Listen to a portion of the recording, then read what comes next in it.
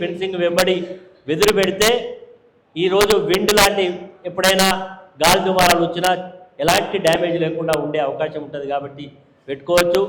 అదేవిధంగా శ్రీగంధం పెట్టుకోవచ్చు.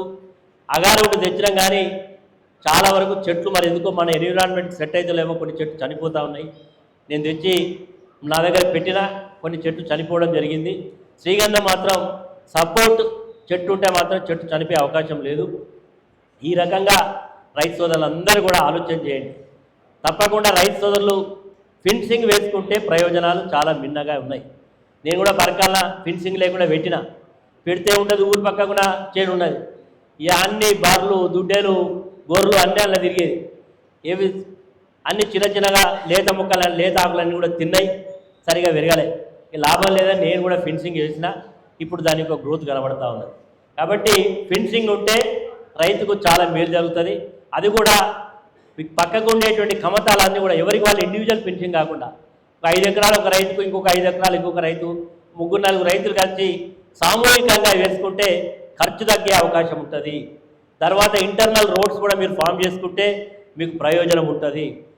నువ్వు ఆయన చెల్లెకి వెళ్ళిపోవాలి, ఆయన నీ చెల్లెకి వెళ్ళిపోవాలి, ఒకరి తర్వాత ఒకరికి పోతే అదేవిధంగా కావాలి కూడా ఆ చేన్ను పర్యవేక్షించడానికి కూడా ఒకసారి ఫెన్సింగ్ వేసి దానికి ఒక గేటు పెడితే ఎవరు పోయినా దాంట్లోకి ఎలాంటి మరి దొంగలు రావడానికి కానీ లేకపోతే పశువులు రావడానికి కానీ ఎవరు కూడా రావడానికి అవకాశం ఉంటుంది. కాబట్టి వీటన్నిటి మీద దృష్టి పెట్టండి.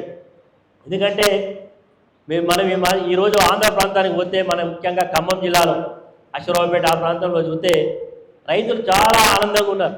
అక్కడ రైతులతో నేను కలిసి మాట్లాడితే మాకు చాలా ఆనందంగా ఉంది పంట పెట్టిన తర్వాత, తక్కువ శ్రమ ఎక్కువ ఆదాయాన్ని పొందుతున్నామని.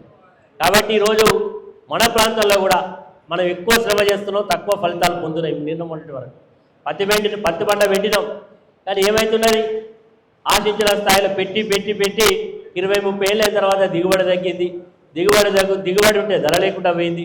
అనేక మరి పరిస్థితులు ఉన్నాయి. అదే మిర్చి విషయంలో కూడా ఇంతకుముందు గౌతమ్ చెప్పినట్టుగా అది మన మానవ అవసరాలకు అయితేనేమో ఒక రకమైనటువంటి ధర, పరిశ్రమల కొరకు అయితే మరొక ధర. కాబట్టి గతంలో మరి ఏదైతే కెమికల్ ఉందో అది న్యాచురల్గా మిర్చి నుంచి వచ్చేది. కానీ ఈరోజు శాస్త్రజ్ఞులు పెరిగిళ్ళు ఆల్టర్నేటివ్ కెమికల్ తయారు చేసేది కాబట్టి కొద్దిగా డిమాండ్ తగ్గింది.